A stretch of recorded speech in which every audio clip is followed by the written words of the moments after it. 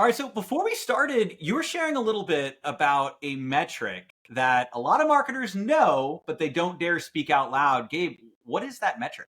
Yeah, so 90% of all marketing fails. And if you're brave enough to tell your customers that up front, then you really understand marketing and you're able to explain a methodical, intentional, iterative process of eliminating your losers to find the winners. And the greatest marketers that we see, all the big names now and all the historically great marketers know that 90% of everything they put out there is going to fail. And so they design systems and processes to engineer failure in a way that they're learning from it, that it's really rapid, and that they can accelerate to the winning 10%. But most people are afraid to talk about that because it's a scary truth. You're exactly right. A lot of people don't talk about it, or they paint a rosier picture, and then people think that they're in a spot where they're not actually going to be able to see that success. But then that 10%, that's what you can scale once you learn what works. So I know we're going to be diving deep into that. I'm so excited to have our guest on the Marketing Minds podcast today, Gabe Arnold. We've known each other for some time now in different masterminds and groups together. And I just love the heart that you bring to marketing. And we have kind of a shared kinship in that. And you've been around in the marketing space for a long time, over 2 decades of experience. You're running Business Marketing Engine. You've helped a wide variety of different businesses level up in their marketing. You've got a whole framework methodology around that we're going to dive into. And also from not just the marketing side, but also the technology side, the copywriting side, the content side, all coming together. So really excited to have you on here. Thanks for joining. Thanks so much, Aleric. I'm really excited to be here. Absolutely. So I think that one of the best things to kind of dive into, just coming off the back of what you talked about.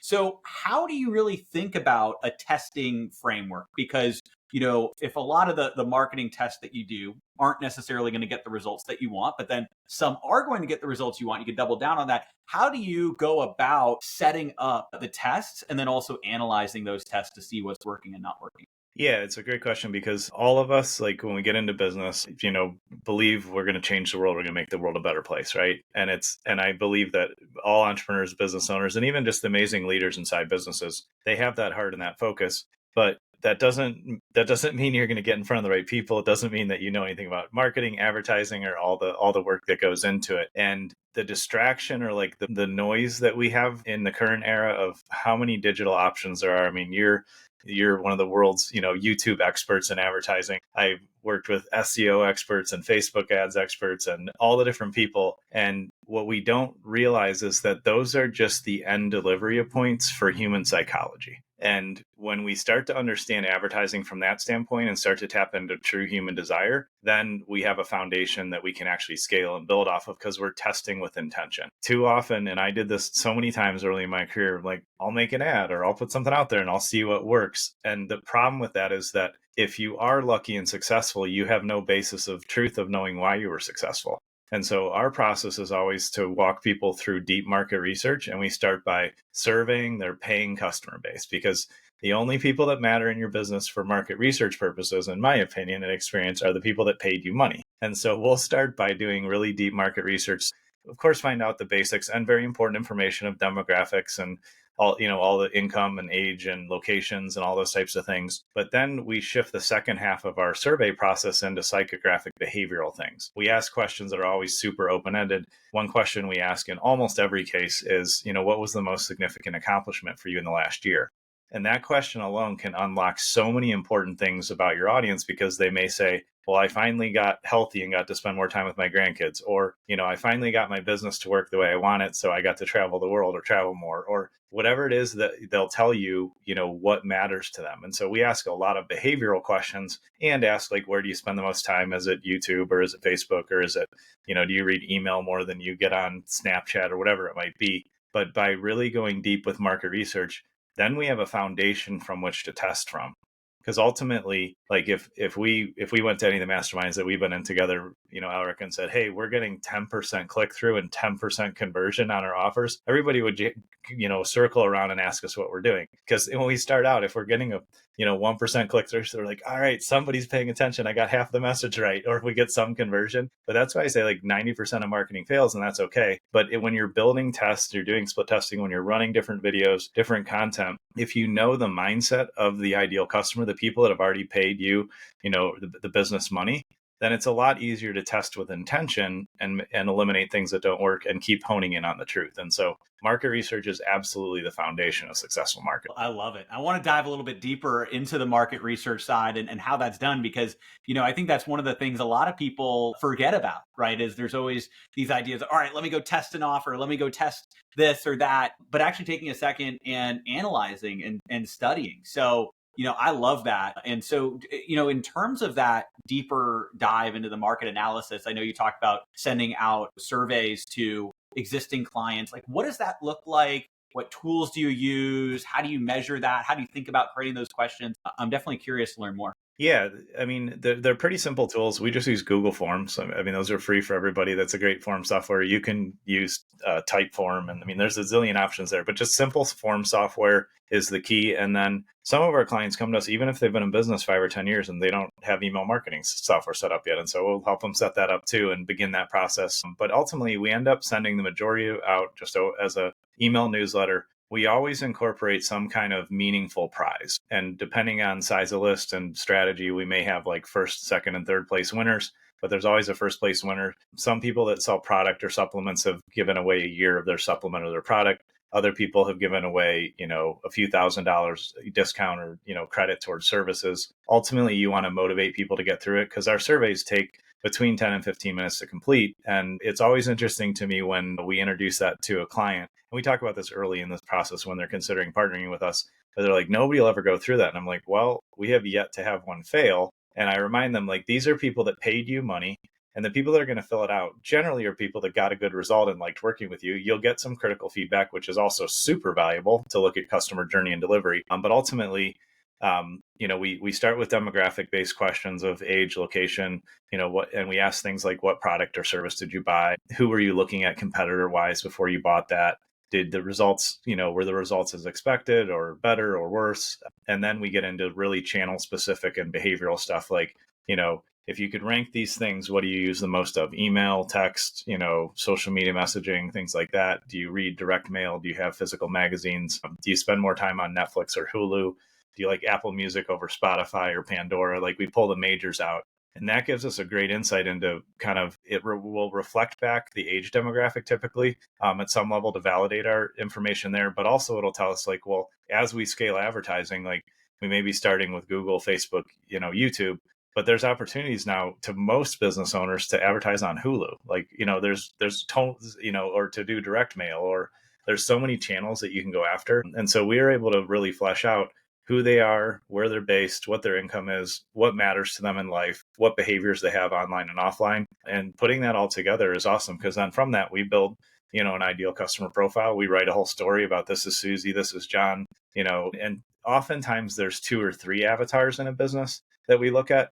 And that's also usually eye-opening to people because I would say the last dozen we've done in the last couple, few months with clients, they thought that their audience skewed, to one gender or to one income bracket. And we come back and go, actually, this is the income bracket and there's more female decision makers than men, in your audience or things like that. And so going really deep with that not only gives the business owner, the entrepreneur more clarity and deeper understanding of their audience, because it's not a full surprise. Like they've been in business, they've been selling these people, but there are some insights and awarenesses that really help in the messaging, which I'll touch on in a minute. But also then I encourage people to do this with whoever you're working with marketing wise, because then you're fully aligned with your marketing team and you as the owner, entrepreneur, or leader of marketing in the business. You're all operating from the same playbook. And then what's really cool is you don't need a ton of responses. Like we tell people, if we get 30 responses, that's enough. And typically we get, 75, 100, couple hundred, depending on the customer size list. But then in all those responses, you have the exact copy you can use in your ad. You have the exact copy for your landing pages. And we take it verbatim a lot of the time and,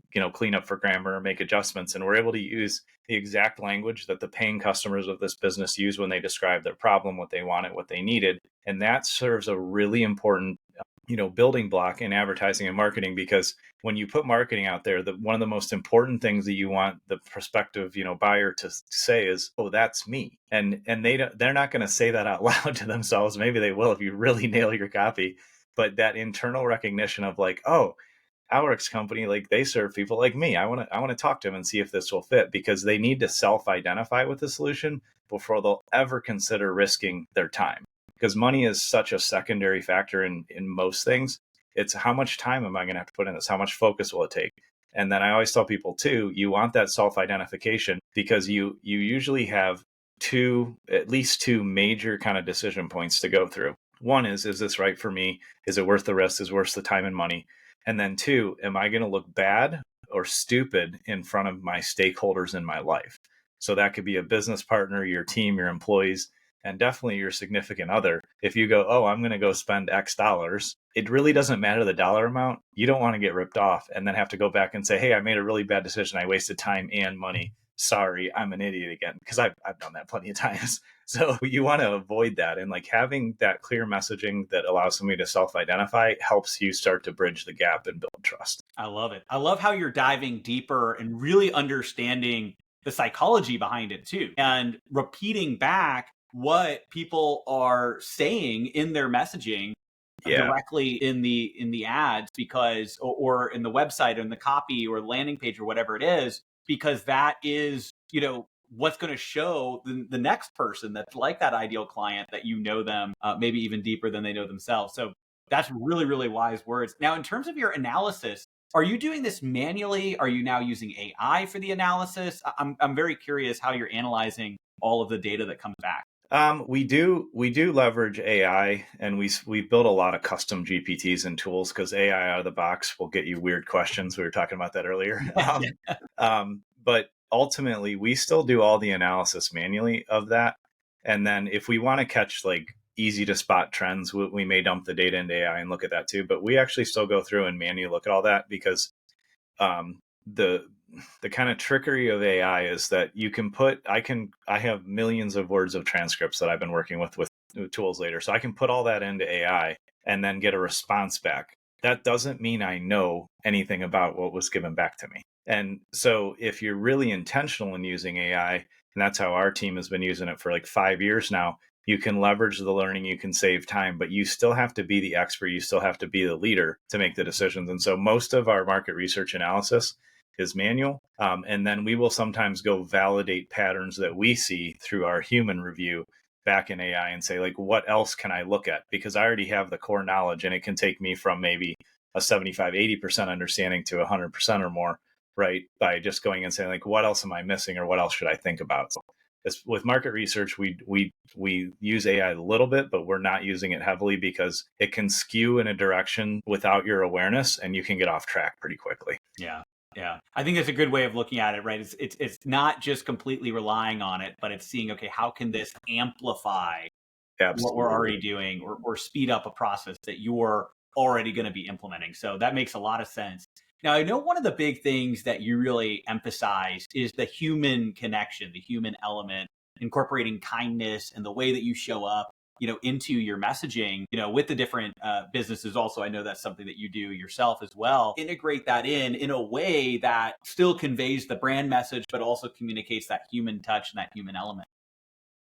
Yeah, it's a good question. I mean, the first part is like, that's a core part of our culture. And I think if you want to really get results with your company, then it has to be grounded in relationships. Our first guiding principle is relationships first. We know that, like, there's a saying, everything rises and falls on leadership. You could say the same thing, everything rises and falls on relationships, because leadership is relationships, right? And so that's just a core part of our culture. That we have a concept that I teach in my book, Atomic Words, called the prism effect. And I learned this years ago, but I've struggled with clients over the years. Anybody that's been in business has had some tough customers, or I've, struggled with vendor relationships, or I've had, challenges with employees. Like, we're going to hit those friction points. And if I allow myself to get really defensive in the middle of it, which is easy to do, and I still have to watch that, then I'm going to start thinking that other person is my enemy. But if I use a prism, then I can look at that person through kind of a different view, different light, different coloring, and go, what would it be like if this person was one of my loved ones, one of my siblings,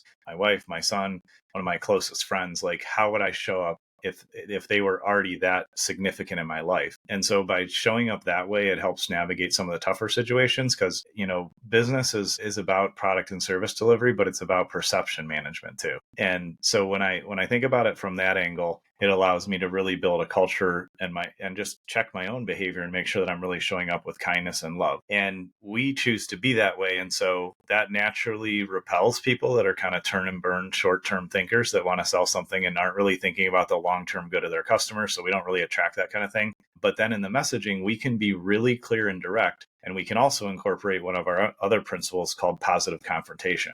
And if I really care about you, Aleric, and I see you doing something really foolish, if I really love and care about you as a client, as a friend, as a partner, vendor, whatever it might be, I will kindly set up time and say, like, Aleric, like, I just want to share from my experience. I'm concerned about this in the business, or I'm concerned about what you're doing. So I can do that in the relationship. And I can also do that in my ad copy. I can be direct, I can be kind and say, this is a big mistake.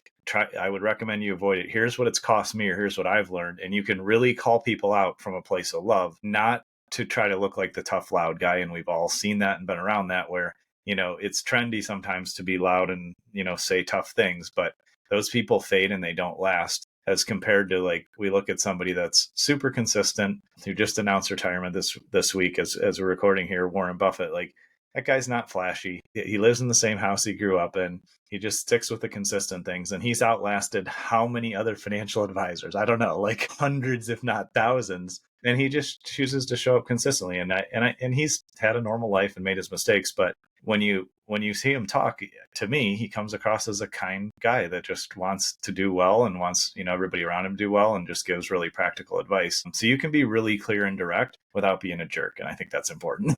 Yeah.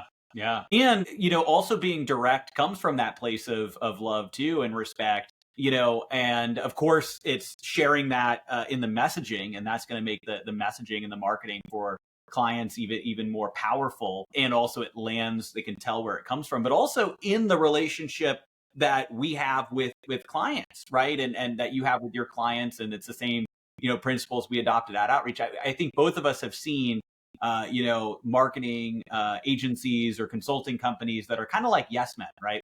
It's like, oh, I want to go and do this, crazy thing. It's like, oh, great idea, great idea. And I remember even having conversations with some of the people, and it's like, well, why are you doing this? Like, we kind of know it's not what's going to be best, for that thing. And then they're like, yeah, but that's what they want to do. It's like, well, ultimately the business or the client does get to decide at the end of the day, but it's up to us to be the ones to say, hey, here's, based on our experience, what we've found is going to, work the best, or, hey, that might not be the best idea because of X, Y, and Z. And, actually showing up and not being afraid to have that, kind of critical, conversation that comes from a place of caring. So I love that you shared that. And that's definitely something that we share in that mentality. Yeah, one thing I want to point out that you shared with me about 3 years ago that really, really helped me. And I think everybody, especially in the marketing space, and honestly, any product or service you're selling, there's likely going to be a point of challenge, or like where people are discouraged, or it's not fast enough, or there's going to be a bump in the relationship. And so you told me something brilliant when we were together in an event. You said, if you tell people before they sign up and when they sign up that 6 months or 4 months or whenever the dip happens for people, you say you're going to be frustrated, or this is going to be a challenging point, or this is going to be a problem at this point. If you tell them ahead of time, then when it happens, you can go, remember, I told you this because I care about you. And now we just need to keep going and keep investing and get through the rough spot. And I adopted that when you told me, and it's some of those brilliant advice, because it's exactly what we're talking about. Like, it was truly loving to just point out ahead of time, you're going to hit this rough spot and we're going to be here to help you. And you're going to feel discouraged, but we'll keep going and we'll solve it. And implementing that has been just a huge part of improving how we serve our clients. Thank you. I'm really glad to hear that. I know, we were talking recently, you shared that as well. That always, yeah, that's amazing to hear. And I appreciate that. And I think it's also a good reminder for everybody on here too. And it's interesting because a lot of client journeys, a lot of journeys just in general, follow the hero's journey, right? There's kind of a rise. Now, there might be a period of time before that, depending on where that person's at. And usually there is. It may or may not be before you start working with them, if it's a marketing company where you start working with a marketing company. But there's, a period of time, and then there's kind of that rise, and it could be pretty quick. But then as you get that success, there's naturally things, that break. It might not even be the marketing. It might be your fulfillment. It might be your back end side of things, or it's as you scale beyond the kind of warmer markets to colder markets, maybe that's what breaks. And so then there's kind of that fall or that dip. And then there's the greater rise again from a stronger place of strength. And so it follows that hero's journey of, kind of the build up, the rise, the dip, and then the rise again to even greater heights and more stability from there. But if you let people know about that dip before it comes, then you're going to be able to be that guide through them, because the biggest mistake people make is at the time they need a guide the most is when they turn away from the guide if they're not, led correctly. And it's not just on the client, it's on us as well to have that conversation to say, hey, we're here through these times, but we're also here through these challenges that you may face. And then, but we want to take you to that next place. And that's actually the time that you need the guide the most. So I love it. I appreciate you sharing that. And I think also it's valuable for everybody watching or listening. Absolutely. Here. Now, in terms of, everything that you focus on with your kind of overall business marketing engine blueprint, I know there's different things that you take people through. Do you mind kind of giving like an overview of some of your core methodology, especially for everybody listening or watching now, kind of walking through what that methodology is that people can apply when it comes to their marketing and their business growth? Yeah, absolutely.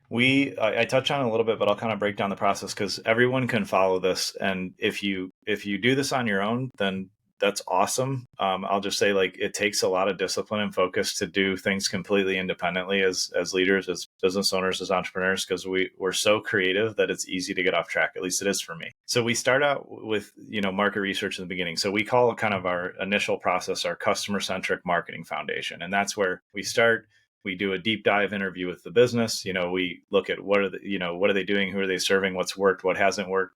Then we survey paying customers. Then we analyze all that and bring it back, and we build those really clear, ideal customer profiles. Plus we have all the raw data for, like we said, copy and all those purposes. And that takes a few weeks. And then we take a couple weeks and we build a 12-month execution plan that says, now that we know who we're selling to, what they value, what kind of things will help them identify with our products and services, what's it going to take to get there? And then it's typically in 4 phases of let's build up the assets. Let's get, landing pages, copy, email, if there's direct mail, if there's radio, whatever it might be. We build up all the assets, and then we have, a couple sequential launches. There's usually early branding stuff we can do where it doesn't have to be perfectly targeted messaging or, direct response style advertising. But then as we launch our more robust campaigns, then we launch those, and we take 60 to 90 days to test and learn and see what's working and go through that elimination of the 90%. And I always tell people a couple things. One, when you start a marketing strategy, whether you're doing it yourself or you're doing it with, a marketing person or agency, do it for a year. Do not quit, or change directions dramatically inside of a year, because you'll make yourself poor. So we always tell people, as we build up assets and we launch campaigns, wait until you get to the 6-month mark to start to identify, is there traction here? Is it working? Like, what can we learn? And then from the second half of your year in your plan, then optimize, change, adapt, and you can pivot and change, but don't dramatically change course, and don't leave the foundation of that customer research that you did, because they're the truth. They're always going to be the truth. And their opinion is more important than yours, which is something I've had to learn. And I still learn sometimes, because I launched an offer like a year and a half ago that I thought was the greatest thing ever. And it just had all this complexity and all these challenges in the customer journey. And it's because I didn't do market research. I skipped my own step. And I was like, well, I guess fortunately I only blew like $30,000 or $40,000, but I could have done something else with that. And that's, when I skipped it, I had to go back to basics and say, all right, the core things are: do your market research, build a clear but flexible execution plan, and then stick to the plan and learn as you go, because you can divert resources or reallocate what you're going to do, but you don't want to get too far off track. And you definitely don't want to be a few months in or halfway through and hear about some superstar's new trendy idea or some new social media channel and say, oh, I'm going to go master this new channel, because that's how you get distracted and you lose all the traction and momentum that you were building. That's going to take time to get real results from. Yeah, I think exactly. Sticking with something and seeing it through to fruition, I think it's the big thing, because a lot of people get that shiny object, back and forth. And, so when you find that strategy or that team or company really going deep with that is what's going to yield some really good results. And Yeah. You mentioned a couple things I want to dive into, because, of course, we talk a lot about, kind of YouTube ads and video ads and marketing with that side of things, landing page copy. We talked about that. But when it comes to direct mail and radio, these are some kind of classic strategies. And we did have, I don't know if you know, Dre Redfern was on. He talked a little bit about direct mail. I'm curious your strategy around direct mail. We haven't had anybody talk about radio. And so I'm very curious about radio. I'm curious what you're doing with direct mail, because those are strategies that's really interesting. Because when we had Dre on, he was talking about how direct mail was one of the biggest strategies that was working for his clients, which is really interesting because it's what's old is new again. Yeah. And we're more specialized in the YouTube ad side. So that's something I'm a little jealous about sometimes, is especially people that have kind of more holistic agencies, right, that are trying all kinds of different things. So I'm always very curious. So first of all, what are you seeing on direct mail? And then I definitely want to dive deeper into what you're seeing on radio as well. Yeah, I would say we do a handful of campaigns, each year in that space. And the biggest barrier is that it's so unknown and invisible and unpopular that it takes time to educate clients and get people to buy into it. But specifically with direct mail, you could look on your desk and, or around you in your office, there's probably a gift from somebody, right? And every time you see that, you think of them. And you don't have to open your phone. You don't have to click on an ad. You don't have to happen to see me in the feed. If I mail you something, I have permanent residence in your life. And so that's the first most important thing to remember about direct mail, is you can physically put your brand in front of somebody when you use direct mail. So I always remind people of that. And owning real estate in your prospect's home or office is really, really valuable. Then obviously it needs to be well crafted and well put together. It needs to speak to the problems they have, and it needs to follow. Conceptually, it's the same thing as a sales page. There's different format, there's different strategies inside of it, but it all comes from market research. And one of the reasons why direct mail is so powerful is because it's an open channel. Like, I don't know if you remember, because I'm a little bit older than you, but I remember in the late 90s, early 2000s, like my mailbox was packed every day with advertisements, with letters, with all sorts of stuff. It was still a primary ad channel. Now there's days where I'll get one or two pieces of mail in my mailbox. And so it always reminds me, like, this is an open channel that I can get attention on. And I'm not going to be next to 10 or 15 other pieces of advertising. I'll probably be next to one or two other pieces of advertising. And so with direct mail, there's a couple kind of, principles to keep in mind. One is you've got to know your market, and you've really got to get their attention physically on the outside of the envelope. If you're doing, actual stuff in envelopes or packages, or if it's a postcard or flyer, you've got to immediately get their attention with it.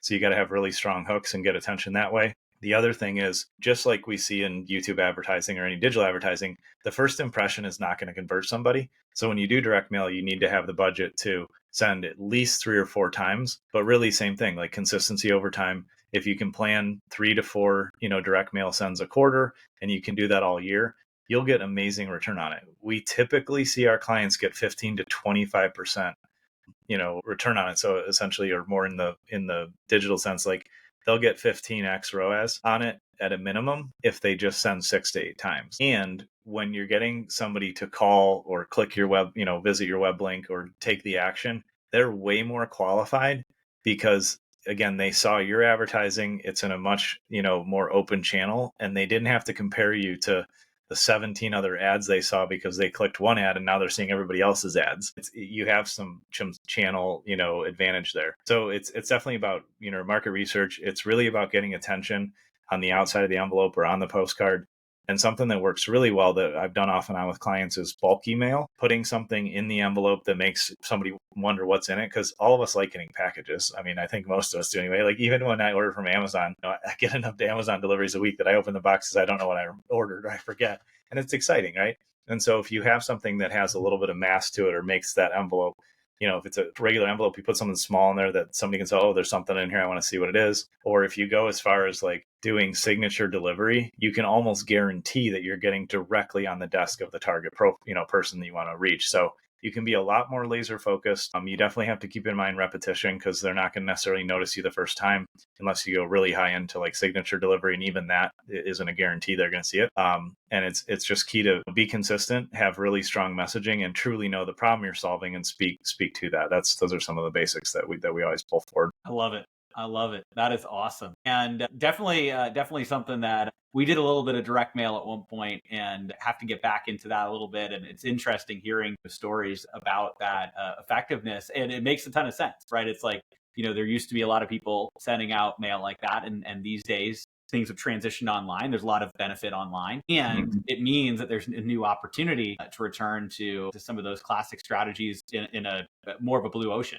So speaking of that, what are you seeing right now on the radio? How is that working? What types of businesses are you advertising with radio? I'm curious. Yeah, where we've had the most success, because similar thing, it takes a while for people to be willing to test it. Home services do extremely well on radio, and also we had a gymnastics studio that we advertised on radio. That was one of the first ones we did. And when we think radio, for me, I'm always like, well, nobody listens to the radio, and one, that's not true, and secondly, I always forget, like, radio streams everywhere. So if you look at the big, like, I think it's Viacom is one of them that bought a bunch of stations, but there was a huge radio roll up in, like, right around 2010 is when it was at its peak, if I remember correctly. And so basically most of the major radio stations you listen to, if you pop on an actual FM channel, they're all owned by the same people. So they got leverage for themselves, and that allowed them to launch streaming apps and turn the radio digital. So there's a wide audience. You don't have great analytics from the advertising platforms from radio, but you can track your conversions just like you would in direct mail or outdoor advertising of having custom phone number, custom URL. Like, you can track pretty easily. And what we found with radio is that with the gymnastics studio, they had 20% year over year growth for 5 years just from radio. So it works. And the awesome thing there was we knew their demographic was, parents with kids that were like 10 and under. And so we found the local radio stations that had, morning shows that were family appropriate, because, you're not going to listen to the shock jocks with your kids in the car, probably, at least for this demographic. We knew that. And so we were able to loop, like, short but effective spots. And that's the other thing to keep in mind when you get into radio is ideally do some research or talk to a broker or figure out how to negotiate with the radio stations. Because if you're just a business owner calling in, they're going to quote you full rate, which is usually 30 to 50% more than you actually will pay. And they're also going to try to sell you 30-second or minute-long slots. And those are rarely valuable compared to a 5-second and a 15-second slot. And then also you want to try to get live reads from the DJs, like during weather or during the show, because it's just like getting a live read on a podcast. So same concept, where it sounds, it is an endorsement at some level, right? But it sounds like a real, full authentic endorsement. And then what you want to look at is for, frequency every day and frequency throughout the week. So same thing as direct mail. You can't just one shot it and think it's going to work. So having your radio ad on once or twice during the day won't work. But if you try to find kind of like the commute time is where people still listen to radio, and they do during the day at work. But if you kind of find the morning block and the afternoon block where you through your market research, you determine this is probably when people are listening the most, then can you get 3 or 5, slots in those prime spots, and buy the shortest ones where you can still get effective messaging in, and then repeat that. Then the other trick is you don't need to run all month. You can run 2 weeks on and 2 weeks off, because that'll give you enough frequency and repetition that as, summer's coming up, like example for the gymnastics studio that we work with, they would run stuff in kind of first quarter and into early second quarter, where they're like, start talking about summer camps and things to attract new people. And you got parents wondering, like, what am I going to do with my kids all summer? They'll drive me crazy. And so you can kind of know behaviorally what's going on with your audience, and then update and refresh that. Ideally, you get live reads from DJs or like radio personalities that people trust, or the business owner will read, and that's better than just using the radio station's talent, because then they get to hear your voice, and there's so much that comes through when we're willing just to be our authentic selves and talk about what we offer. And web addresses are generally best if you can have a short, web URL to use, because people are going to look that up. If you are going to do a phone number, then make sure it's something really memorable, and ideally spell something out that people can remember. So it's catchy because they're driving or doing something else, and you want to kind of hook that into their brain. So when they are ready, or they get to the point of, enough desire, enough frustration, that you'll come to mind. I love it.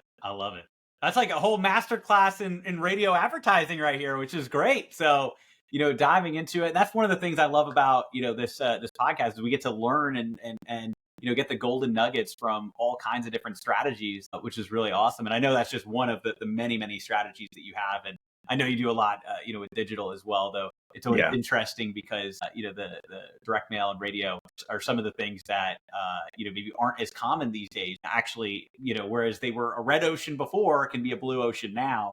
Exactly.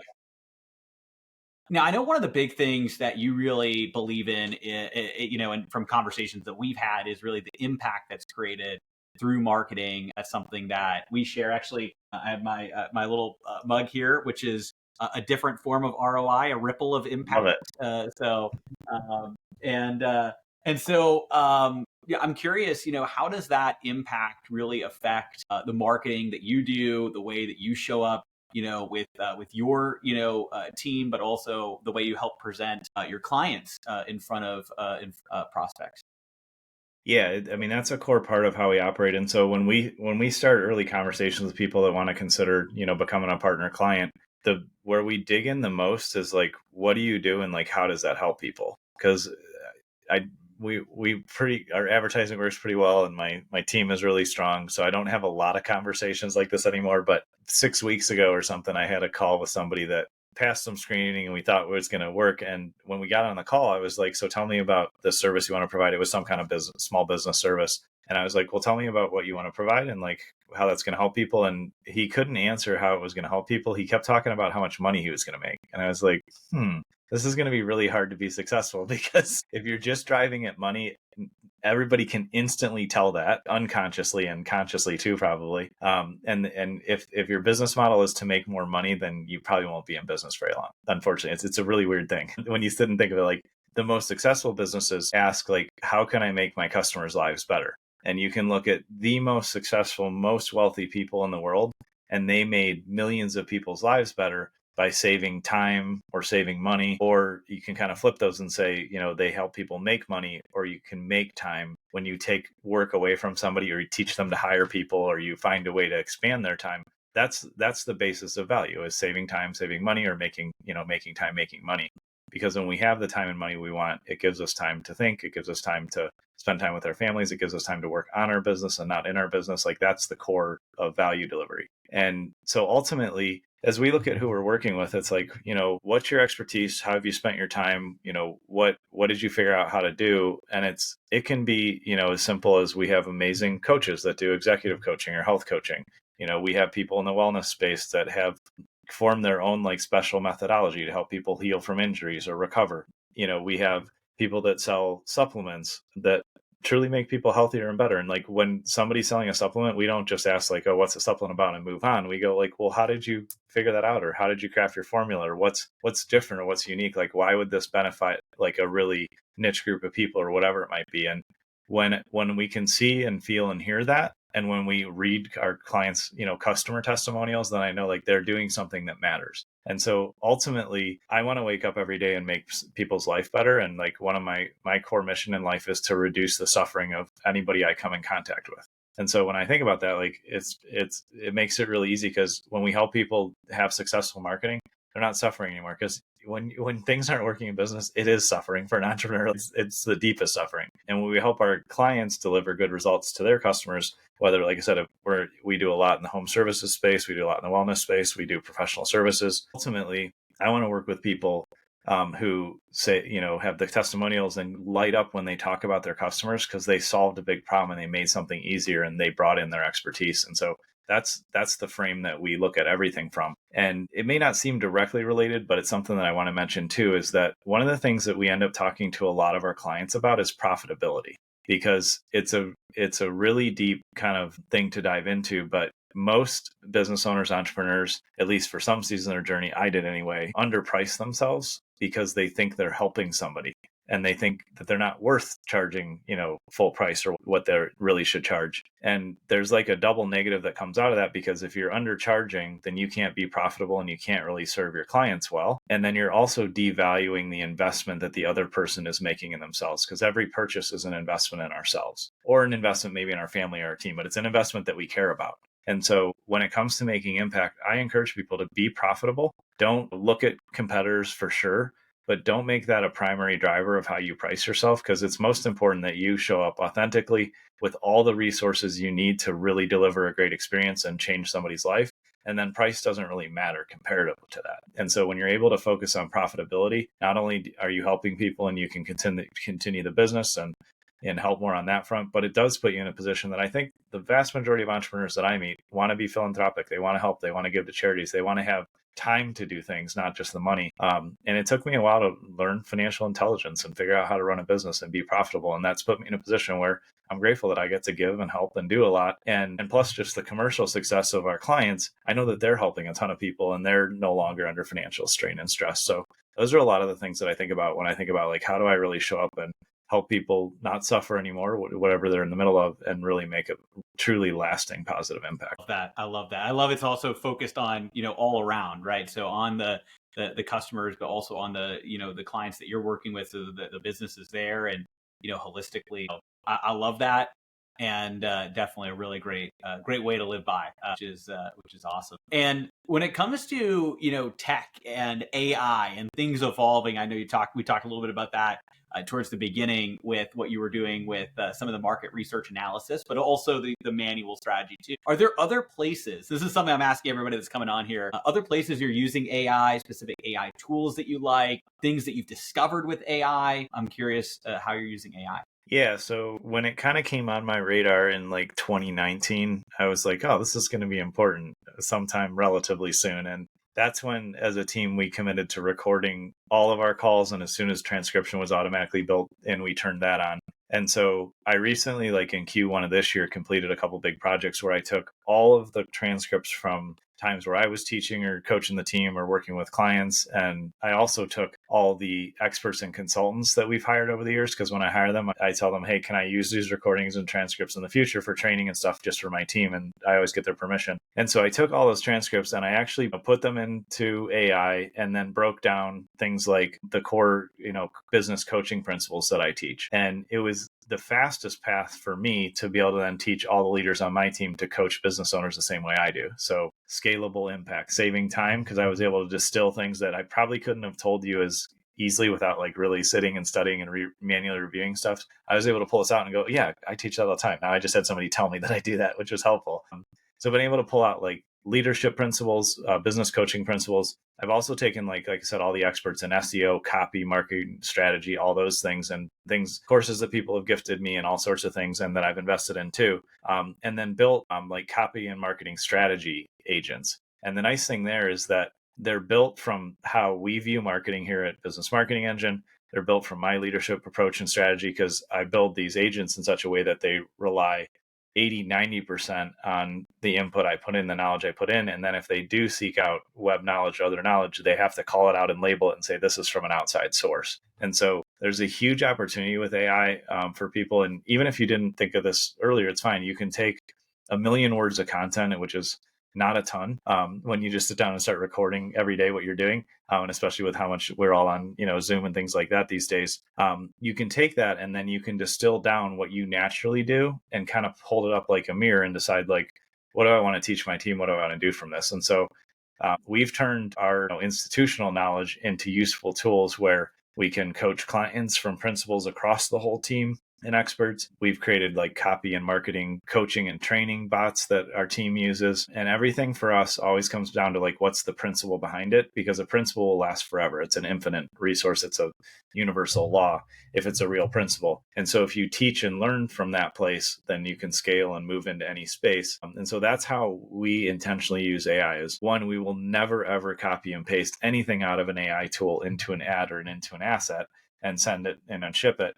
But we do use it for building frameworks and moving ahead, and it saves time. And I would just encourage everybody working with AI, like, figure out the principles behind what you're trying to do and anchor there, because then as the technology evolves, you won't get caught with something that's static or not as useful later on. I think that's a great way of looking at it. How can it, help you with the frameworks that you have? I also love the golden nugget of having it tell you when it's pulling from outside sources versus your own internal sources. I think that's a really valuable thing to look at, because you have your own training data, but you also want to know when it's pulling from somewhere else where it may or may not actually align with what you're looking for. So I think that's a great thing to look at as well. So quickly, in terms of the, overall entrepreneur's mindset, we've talked a little bit about this, and you started with this actually kind of coming full circle. And then I know we'll learn how to find more about you, and then also any final golden nuggets you have. But one of the things is kind of this entrepreneur's mindset, either win or learn. I actually had these coins made. It's like two sides of the same coin. I'll have to send you one of these, but it's like win on one side, learn on the other side. Who knows? Maybe this is a direct mail piece at some point. There you go. So you got it right here. But we send it out to like clients and everything. I'm curious, what's an example of a time that you had? And it's funny because I'm asking you, and you've already kind of shared this to a degree, but like, do you have an example of a time that you had a learning lesson that at first, kind of felt like a failure, but then it turned into a big win that you experienced? Yeah, one of my greatest learnings that I invested a lot in. I always tell people I got $1 million education in my early 20s, and that was, it tie into some of the things we talked about. But in my late teens, I started a construction or remodeling company, and I definitely had some natural talent for advertising and marketing, and also was able to be a first mover on some online advertising that was, pretty new. This was early 2000s. So I built up my construction and remodeling company. We were doing, over $1 million a year for a few years. And I was like in my early 20s, which was awesome revenue. But what I didn't understand is financial management and profitability. So I just thought, oh, I'll just sell more and that's the answer. But I chuckle when I look back at two things. One, my bankruptcy attorney, which in the moment I thought he was kind of being a jerk, but I do laugh about it now. He's like, well, you broke the $1 million mark because I went bankrupt for $1,000,013 somehow. It's just random number. And I was like, wow, like lots of lessons in that. And then second thing that's funny when I look back is that on my best year, I think we did like 1.2 million and I made $65,000. And that's not profitability. I couldn't put money back in the business. I was still had tons of debt personally. Like I just didn't understand financial management. And so one of the absolute biggest lessons that I learned there is that I had no clue what it meant to manage finances and be intentional and build profitable services and have control mechanisms so that when a client would ask for something, because this applies in every business, especially in service spaces, like we were talking earlier, if a client asks for something, then can you do it? Maybe yes, or maybe no, but should you do it? And what should you charge for it? And is it a wise move? And so when I lost it all, that led to me being, for a very short time, fortunately, homeless, for a short time, having absolutely, I think I had like $1,000 in my name after I went through a bunch of stuff there. But I sat there and I was like, well, what did I learn and what can I pivot into? And I built the business through online advertising and SEO and, understanding lead generation.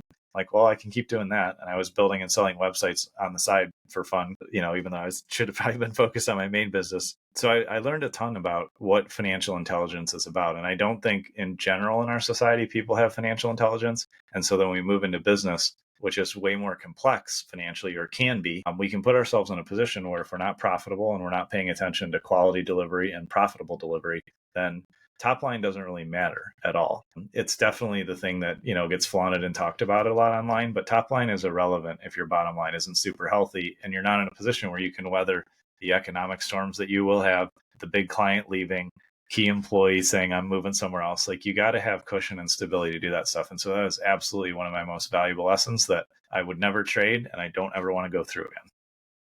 Appreciate you sharing that. And I think that's exactly, like, sometimes it's those deep lessons that really hit the most. And then you learn and build from that. And I appreciate you being so transparent with that and sharing that.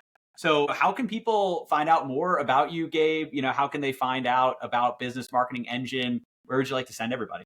Yeah, so if you want to learn more about what we're up to inside the company, you can go to businessmarketingengine.com. You can chat with us there, check out what we're up to, and there's all sorts of stuff there.